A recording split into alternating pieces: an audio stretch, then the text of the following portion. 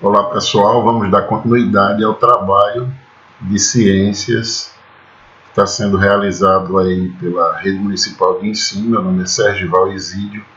Gostaria de mandar um abraço para o meu amigo professor Tomás de Aquino, que está dando aula aí de História e Geografia, meu amigo professor João, que também está dando aula de Matemática. A gente hoje vai ver substâncias e misturas para o 6º ano, tirar algumas dúvidas, fazer uma análise melhor dessa colocação desse conteúdo, para que os nossos alunos do 6º ano da Rede Municipal de Ensino recebam bem esse material que está sendo preparado para eles. De uma forma geral, as substâncias consideradas puras dificilmente são encontradas de maneira isolada na natureza, sendo encontradas na forma de misturas. Isso é, a gente tem aí associado às outras substâncias.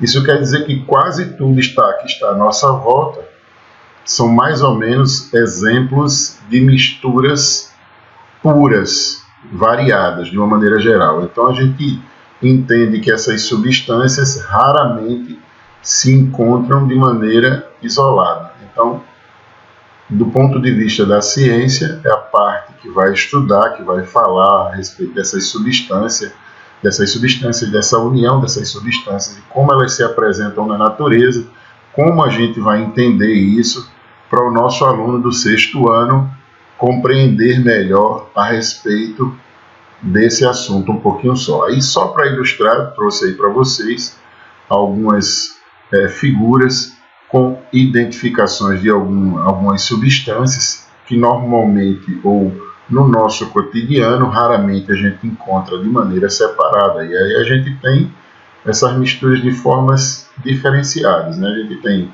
mistura quando a gente tem o sal de cozinha, que são elementos químicos que o vinagre também, a mãe da gente utiliza muito em casa, nosso esposo, para temperar, eu diria assim, a salada.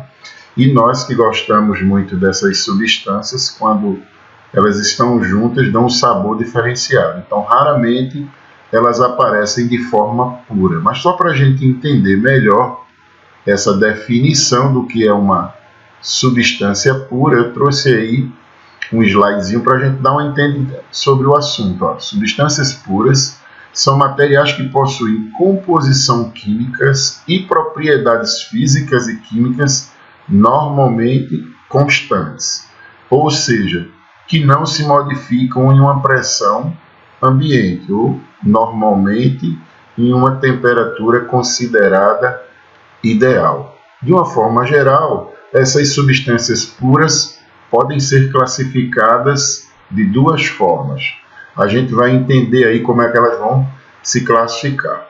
Substâncias consideradas simples, que a gente encontra no dia a dia. A gente tem aí o gás hidrogênio e o gás de ozônio. A gente escuta muito falar na camada de ozônio, mas só para a gente definir melhor, essas substâncias simples são compostos químicos, são arrumações de substâncias químicas que são formadas por átomos de um mesmo elemento químico. E aí a gente tem, por exemplo, assim, o que é o átomo, na verdade, é o que a gente entende da menor unidade da matéria. Hoje a gente já tem outros conhecimentos sobre essa menor unidade, mas vamos deixar isso para depois. Por hora a gente vai só entender melhor como se comportam essas substâncias simples, que na verdade são compostos químicos, são arrumações químicas que são formadas por um átomo ou por átomos de um mesmo elemento químico. Aí eu dou o exemplo do gás hidrogênio. As moléculas do gás hidrogênio são formadas por dois átomos do elemento químico hidrogênio, por isso que a gente chama de H2. Por isso trata-se de uma substância considerada simples. Outro gás conhecido também é o gás ozônio. E aí a gente traz mais uma ilustração para você, para o aluno entender bem, para você que é meu aluno pequenininho, lá do 6º ano, compreender melhor essa condição dessas substâncias que são encontradas na natureza, ok, pessoal? E depois das substâncias consideradas simples, nós encontramos junto à natureza as substâncias consideradas compostas.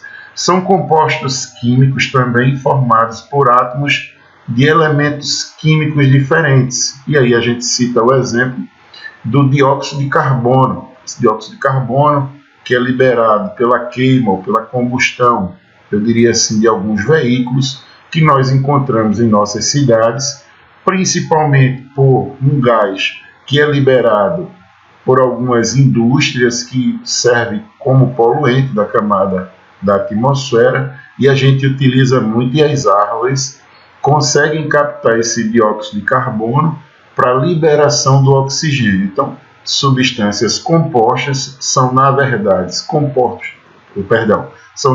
compostos químicos formados por átomos de elementos químicos diferentes. Essas moléculas do gás carbônico, são formadas por átomos do elemento carbono e 2 átomos do elemento oxigênio.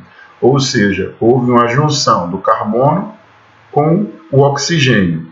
Como os elementos químicos são diferentes, trata-se de uma substância considerada composta. E aí também eu trago para vocês o permanganato de potássio. E aí eu vou só mostrar para vocês o dióxido de carbono, quando ele é liberado pelas usinas, pelas indústrias, que funcionam como, infelizmente, poluente da camada da atmosfera. O permanganato de potássio possui propriedades antibacterianas, antifúngicas e são cicatrizantes, sendo por isso muito usados em infecções e problemas de pele, como eczema, afta, dermatite, a própria acne. São compostos, na verdade, químicos, são substâncias consideradas compostas, entendeu? Tem a simples e tem a composta. E aí a gente vai ver, o permanganato de potássio, ele é vendido na rua desse jeito aí, ó. Normalmente para suprimir algumas substâncias, funciona como esse composto. E depois dessas substâncias simples, ou puras, ou compostas, como a gente já falou aqui, vamos às misturas. Ó, todo mundo sabe que a mistura nada mais é do que a união de 2 ou mais substâncias diferentes, independentemente de serem simples ou compostas. A mistura é essa junção. Ela apresenta características físicas, ponto de fusão, ponto de ebulição, densidade, tenacidade, diferentes e variáveis não fixas, ou seja, elas vão variar de acordo com a sua necessidade para se adequar à mistura considerada ideal ou procurada pelo químico, em comparação com as substâncias que as compõem. A mistura de água e cloreto de sódio, por exemplo, apresenta um ponto de fusão, uma temperatura considerada ideal, diferente em relação aos pontos de fusão da água, que é considerado 0 graus Celsius, e do cloreto de sódio, que é considerado 803 graus Celsius, de maneira isolada. Ou seja, quando há uma mistura entre essas duas substâncias, esse ponto de fusão é diferente em relação a um e a outro, porque ele está dando uma atenção direta, específica, à união dessas duas substâncias, ok, pessoal? E aí a gente tem também o que nós consideramos misturas homogêneas e misturas heterogêneas. A gente vai dar uma olhada aí e vai ver. As misturas homogêneas apresentam apenas uma fase, um único aspecto visual. Quando essas substâncias se juntam, essas misturas acontecem e você não consegue mais separar. São formadas quando um material tem a capacidade de dissolver o outro. Quando você pega a água e o sal, cloreto de sódio, mistura, mexe direitinho ali, essa composição, você já não consegue separar a água das partículas do cloreto de sódio. Água e glicose, a gente também tem a água e o açúcar. Quando a gente começa a água açucarada, começa a mexer, inclusive a gente escuta muito isso quando está um pouquinho nervoso, está um pouquinho tenso.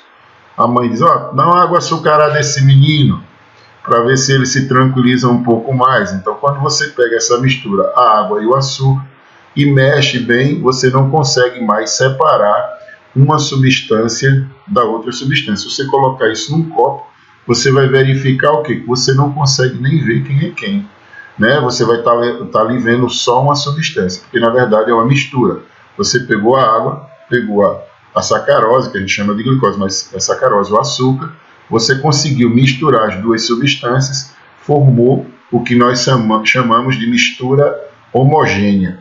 A mesma coisa acontece com a gasolina e o álcool, que a gente chama de etanol. Inclusive a composição que é vendida nos postos de gasolina já trazem assim, a gasolina tem um percentual, não lembro ao certo se é 25% de álcool já misturado, e a gente não consegue separar a gasolina do álcool, porque é considerada uma mistura homogênea, ou seja, ela apresenta uma só fase, um único aspecto visual, o ar atmosférico. Na verdade, o ar que você vê na atmosfera é que você sabe que respira o oxigênio, mas lá também tem o nitrogênio, o gás carbônico, o vapor de água, e na verdade você não consegue separar um do outro visualmente, ou seja, a mistura homogênea apresenta apenas um aspecto, você não consegue separar uma coisa da outra. E aí, só para ilustrar, ó, água e sal, água e álcool, água e acetona, água e açúcar, água e outros sais minerais. A gente também chama essa mistura homogênea de solução que é formada por apenas uma fase. Então, aquilo que a gente já falou anteriormente. Ok, pessoal? O ácido e a água, o petróleo, a gasolina, querosene, óleo lubrificante, etc., e o soro fisiológico. Água mais açúcar, água com açúcar, como a gente falou anteriormente, que a gente não consegue separar. Já as misturas heterogêneas, elas apresentam mais de uma fase, ou seja, tem mais de um aspecto visual. Você consegue diferenciar essas duas formas, o material que já consegue não dissolver dentro do outro. Então, assim, se a gente pegar a água e a areia, a água e o óleo, a água e a gasolina, você vai ver que essas substâncias aí, só para ilustrar melhor, elas não conseguem mais misturar. Então, assim, é preciso que a gente esteja atento, porque misturas homogêneas são aquelas que você não consegue separar. Misturas heterogêneas são aquelas que possuem mais de uma fase, eu diria assim, e visualmente você começa a perceber que elas não vão se misturar. Elas vão estar em um mesmo ambiente, vão estar no mesmo recipiente, mas você consegue ver melhor o que é uma mistura homogênea, o que é uma mistura heterogênea. Ok, pessoal? Só para relembrar. Então, separação de misturas. Para que esse tipo de coisa aconteça com um pouco de facilidade, existe o que nós chamamos de estação de tratamento de água. Só um exemplo bem interessante. Um dos maiores problemas que a humanidade ainda vai se defrontar no futuro é o da escassez de água potável.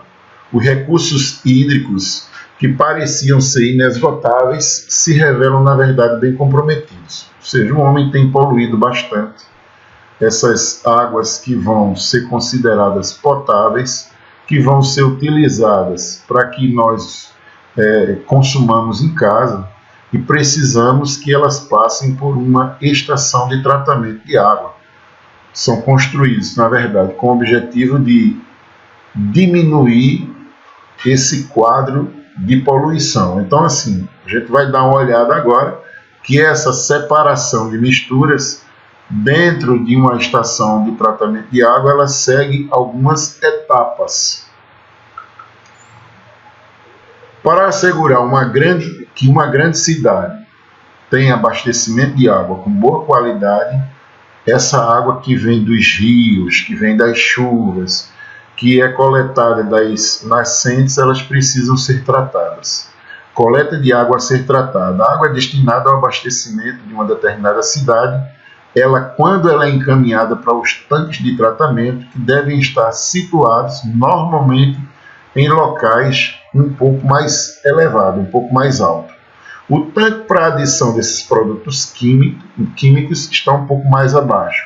A água captada é escovada através dessas bombas, escoada através de bombas, para tanques nos quais recebem a adição de sulfato de alumínio, que é o hidróxido de cálcio. E aí, na verdade, é uma composição de misturas. A gente tem o alumínio, tem outras substâncias, o cálcio, que vão atuar como agentes floculantes, que na verdade seriam para limpar essa água, ou seja, essa água é levada para um determinado ambiente, esse ambiente normalmente é resguardado,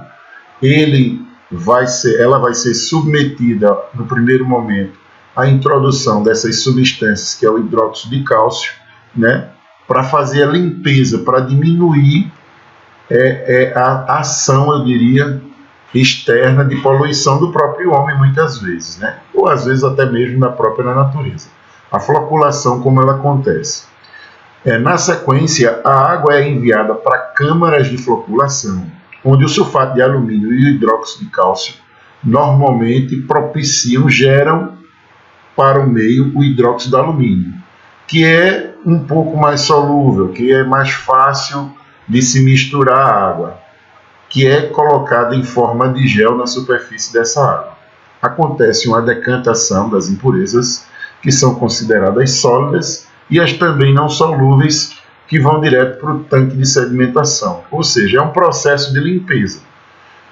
Essas misturas, essas substâncias são introduzidas à água para fazerem com que elas fiquem em uma condição de serem utilizadas dentro das nossas casas. Acontece isso aqui no SAAI, antigo SAAI, que agora a gente tem como Compesa, aqui na nossa Vila Bandeirante, que tem, na verdade, ali a condição de resguardar a água, e depois ela é bombeada para essa estação de tratamento e, posteriormente, chega às nossas torneiras, às nossas casas.